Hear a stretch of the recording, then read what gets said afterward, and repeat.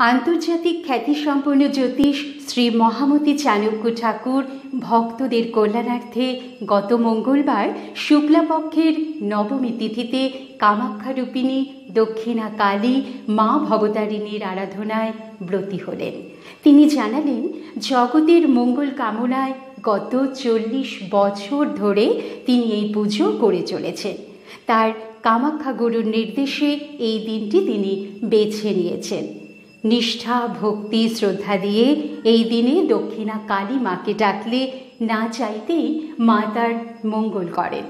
বহু বিশিষ্ট ব্যক্তি চাণক্য ঠাকুর দ্বারা উপকৃত হয়েছেন। কামাখ্যারূপিণী মা কালীর আরাধনা ও যজ্ঞ অনুষ্ঠানে উপস্থিত হয়েছিলেন অভিনেতা সত্যম মজুমদার, কবি জয়দীপ চট্টোপাধ্যায়, রজত মোহন রায়, মহাশ্বেতা ব্যানার্জি, মিলি দাস। পুজোর শুভ আরম্ভ করেন আদ্যাপীঠের মহারাজ বিবেক ভাই। আমি এই মার পুজো করে অনেক কিছু পেয়েছি এবং যারা এসছে আমার কাছে তারাও উপকৃত। বহু আছে, আজকে আপনার থাকতে দেখতে পাবেন, বহু লোক আছে যারা আমার কাছে এসছে এই মার কাছে। তারা অনেক দিক দিয়ে উপকৃত। বিদ্যা, কর্ম, সাংসারিক বিভিন্ন গ্রহদোষ, এই দোষ কাটিয়েছি। আমি কাটাচ্ছি, মা কাটিয়েছি আমার কাছে এসছে থেকে। তাই আমি সকলের মঙ্গল কামনা করি সর্বদা। সবাই সুখে থাকুক, ভালো থাকুক, যে যেখানে আছে।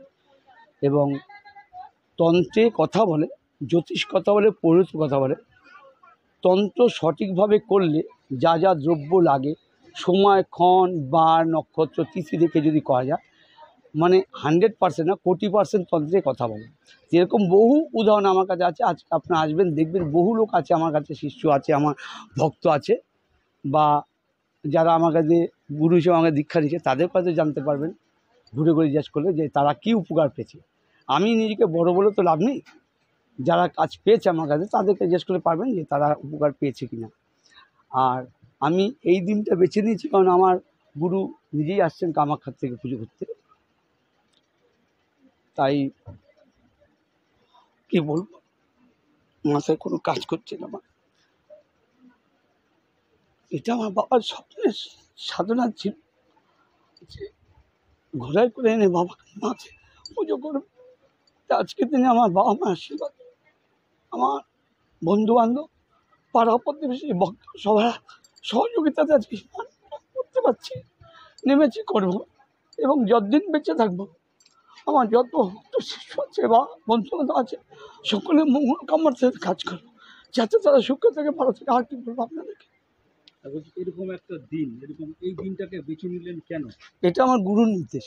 এবং গুরুর নির্দেশ শুধু না, আমি কামাখ্যায় আমার গুরুর সাথে সাধনায় বসেছিলাম সতীপীঠে, সেখানে আদেশ হয়েছে মাঠ থেকে। আদেশ পাওয়ার পরে আমি এই দিনটা বেছে নিলাম। আমি এই পুজোটা মহালয় করতাম। আজকের দিনে যারা পুজো করে, যারা মাকে ডাকে, তারা না চাইতে পায়। কোনো তান্ত্রিক জ্যোতিষে যাওয়ার দরকার নেই, মার কাছে যে প্রার্থনা করে মা দু হাতে ছেড়ে দেয়।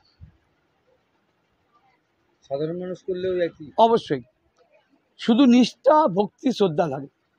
এটাতে যদি এই মাকে ডাকা যায়, না চাইতে সে ফল পায়। মাকে দেখতে পেলাম, অনেকের সঙ্গে দেখা হলো, কালকে হলে আরও ভালো হতো।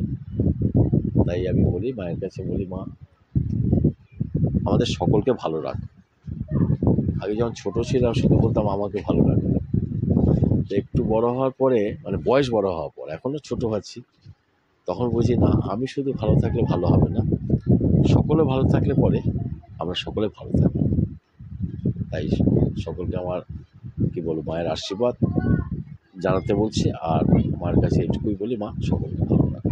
ধর্মীয় অনুষ্ঠান মানে ঠাকুরের একটা ব্যাপার আছে, এবং আমরা ঠাকুরকে শ্রদ্ধা করি না, ভালোবাসি না বা ভক্তি করি না এরকম তো মানুষ নেই। মানে একেবারে যে মানে যারা বলে যে আমরা নাস্তিক, এরকম নাস্তিক মানুষ কিন্তু নেই। সকলেই আস্তিক। এবার কেউ তার কারোর বহিঃপ্রকাশটা অনেক গভীরভাবে হয়, কারোর আবার সন্তর্পণে নীরবে হয়, কিন্তু সবাই ঠাকুরকে প্রণাম করে শ্রদ্ধা করে আমরা সমস্ত কাজে অগ্রসর হই। অতএব ঠাকুর ছাড়া তো কোনো উপায় নেই। আসলে ধর্ম আর বিজ্ঞান পাশাপাশি হাঁটে। কখনোই ধর্মকে ছেড়ে বিজ্ঞান নয়, বিজ্ঞানকে ছেড়েও ধর্ম নয়। আর ধর্মীয় অনুষ্ঠান মানে সেখানেও মানুষের সমাগম, মিলন মেলা। আর এই মানে ধর্মের সঙ্গে মানবতাবাদ, এই ব্যাপারটাও সঙ্গে সঙ্গে জড়িত। সুতরাং ভালো কাজ হলে নিশ্চয়ই আমি সঙ্গে